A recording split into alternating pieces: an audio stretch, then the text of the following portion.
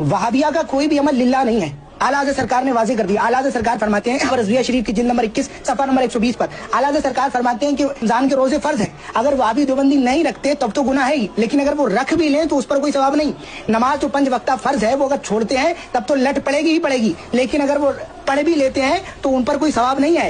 अस्सलाम वालेकुम। क्या आपको पता है कि आप जो भी अमल कर रहे हैं ना, वो अमल अल्लाह के यहाँ काबिल कबूल नहीं, यानी वो अमल कबूल नहीं हो रही है। चाहे आप नमाज़ पढ़ रहे हो, रोज़ा रख रहे हो, ज़कात दे रहे हो, कोई भी अमल कर लें, अगर आप वहाबी हैं, अगर आप देवबंदी हैं, अगर आप गैर मुक़ल्लिद हैं, तो आपका अमल अल्लाह के यहाँ काबिल कबूल नहीं होगा।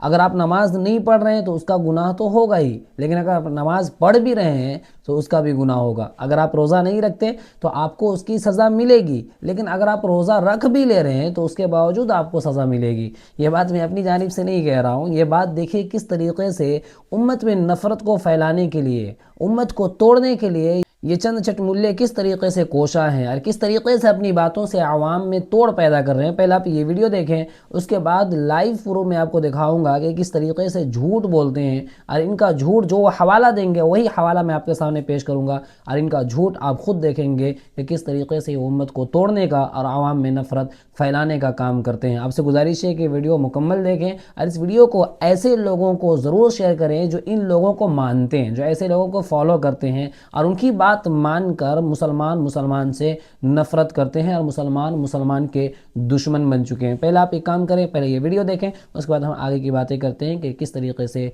झूठ बोलता है। वहाबिया का कोई भी अमल लिल्लाह नहीं है। आला हज़रत सरकार ने वाज़ेह कर दिया। आला हज़रत सरकार फरमाते हैं रज़विया शरीफ की जिल्द नंबर 21 सफ़ा नंबर 120 पर आला हज़रत सरकार फरमाते हैं कि रमजान के रोजे फर्ज है। अगर वहाबी देवबंदी नहीं रखते तब तो गुनाह है ही, लेकिन अगर वो रख भी लें तो उस पर कोई सवाब नहीं। नमाज तो 5 वक्ता फर्ज है, वो अगर छोड़ते हैं तब तो लट पड़ेगी ही पड़ेगी, लेकिन अगर वो पढ़ भी लेते हैं तो उन पर कोई सवाब नहीं है, क्योंकि ये जो सारी चीजें फराइज वाजिबात हैं वो अहले ईमान पर हैं, और वहाबिया जो है ना वो अहले ईमान नहीं है। जी हाँ, आपने देख लिया कि ये किस तरीके से अपनी गंदी ज़ुबान से उन लोगों को जो नमाज़ पढ़ते हैं, बेचारे इन सब चीज़ों से नावाकिफ़ हैं, उन लोगों को किस तरीके से दीन से दूर करने की कोशिश कर रहा है। कि जो लोग सीधे साधे लोग हैं ना, वो बयान सुनेंगे, यार इस तरीके से तो हमारी नमाज ही नहीं हो रही है, हम नमाज पढ़ रहे हैं तो भी हमको सवाब नहीं मिल रहा, हम ज़कात दे रहे हैं तो भी हमें ज़कात का सवाब नहीं मिल रहा, हम कोई भी अच्छा काम कर रहे हैं, अच्छे काम का सवाब नहीं मिल रहा, तो कि फिर क्या फ़ायदा हमें करने का। जब करने के बाद भी हमें सज़ा मिलेगी तो फिर ना करना बेहतर है। क्यों अपने आप को परेशानी में डालें, क्यों ठंडी के मौसम में सुबह सुबह उठकर फजर की नमाज़ पढ़ें। जब ना पढ़ना और पढ़ना दोनों बराबर है तो फिर हम क्यों पढ़ें। तो इनकी साजिश कितना ख़तरनाक है, आप सोच सकते हैं कि सीधे साधे मुसलमानों को दीन से दूर करने की कितनी ख़तरनाक साजिशें कर रहे हैं। अब आइए जानते हैं कि ये जो हवाला दिए है ना कि जिल्द नंबर 21 सफ़ा नंबर 120, आइए पहले उसका जायज़ा लेते हैं। क्या वाक़यतन इनके सरकार ने, यानी जिनका नाम आला हज़रत है, क्या वाक़यतन इस तरीके की बातें लिखी है या नहीं। आपकी स्क्रीन में है जिल्द नंबर 21, आप स्क्रीन में देखें और पढ़ें कि क्या वाक़यतन इस तरीके की बातें लिखी हुई। अब देखिए इसने क्या कहा कि फतावा रिज़विया जिल्द नंबर 21 में हज़रत ने ये बातें इरशाद फरमाई कि वहाबी अगर रोज़ा भी रख ले तो उसका भी कोई फ़ायदा नहीं, मतलब कोई भी अमल कर ले बग़ैर मुक़ल्लिद या फिर जो भी हो तो उनका कोई अमल अल्लाह के यहाँ काबिल कबूल नहीं है।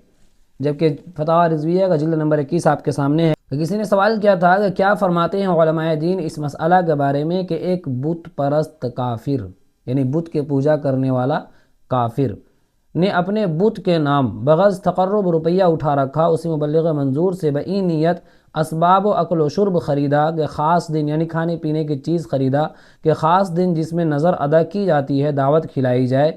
जब वह वक्त आ पहुँचा तो वह हिंदू अहले इस्लाम से कहने लगा कि मेरी नीयत यह है कि मैं तमाम अहले इस्लाम को लिल्लाह, यानी अल्लाह के लिए इस माल मज़कूर से खिलाऊँ।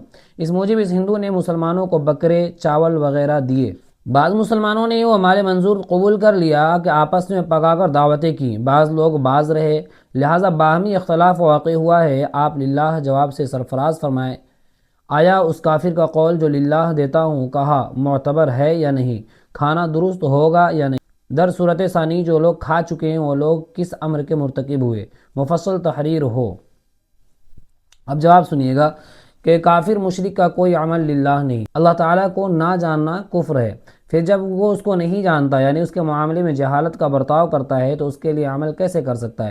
तो ये सवाल था और उसका जवाब था। अब इस जवाब में कहीं पे भी आप ये नहीं देखेंगे कि काफिर और मुशरिक से मुराद यहाँ पे देवबंदी या गैर मुक़ल्लिद हों या वहाबी हों। رہا شرک کسے کہتے ہیں، تو شرک اللہ کی ذات میں کسی کو برابر بٹھا دینا، یعنی جو چیزیں اللہ سے مانگی جائے، جیسے اللہ سے اولاد مانگی جاتی ہے، اب اللہ سے چھوڑ کر کسی پیر اور بزرگ سے اولاد مانگنے کو مشرک کہتے ہیں، شرک کہتے ہیں۔ سجدہ اللہ کے لیے جائز ہے، اللہ کے علاوہ غیر اللہ کے لیے جائز نہیں ہے۔ سجدہ اللہ کے چھوڑ کر قبروں پر سجدہ کرنے کو شرک کہتے ہیں۔ تو اس فتوے سے تو یہ صاف پتہ چل گیا کہ مشرک کا عمل قابل قبول نہیں ہوگا۔ اور اب سبھی جانتے ہیں نا کہ قبروں پہ سجدہ کون کرتا ہے، پیر سے اور بزرگ سے اولاد کون مانگتا ہے، مشکلوں کو ختم کرنے کی گزارش خواجہ غریب نواز سے کون کرتا ہے۔ تو یہ ساری چیزیں تو ایسی ہیں نا جو شرک پر دلالت کرتی ہیں۔ تو اس فتوے سے تو خیر ہم یہ کہ نہیں کہتے کس کا عمل قابل قبول ہوگا کہ نہیں، وہ تو اللہ جانتا ہے کہ اللہ کے ہاں کس کا عمل قبول ہوگا یا نہیں، لیکن اس طریقے کی باتیں جو ہے نا وہ امت کو توڑتی ہیں اور امت میں نفرت پھیلاتی ہیں۔ آپ سے گزارش ہے کہ ایسے لوگوں سے دور رہیں، اور یہ وقت امت کو توڑنے کا، ٹوٹنے کا نہیں بلکہ ایک ہونے کا ہے، ایک پلیٹ فارم پہ جمع ہونے کا ہے۔ ایسے لوگوں سے دور رہیں گے، ایسے لوگوں کی باتیں نہ سنیں گے تو محفوظ رہیں گے، ورنہ پھر توڑ دیے جائیں گے۔ آپ سے گزارش ہے کہ اس ویڈیو کو شیئر کریں، انشاءاللہ پھر ملاقات ہوگی اگلی ویڈیو پر اگلے پیغام کے ساتھ، تب تک کے لیے اجازت، السلام علیکم ورحمۃ اللہ۔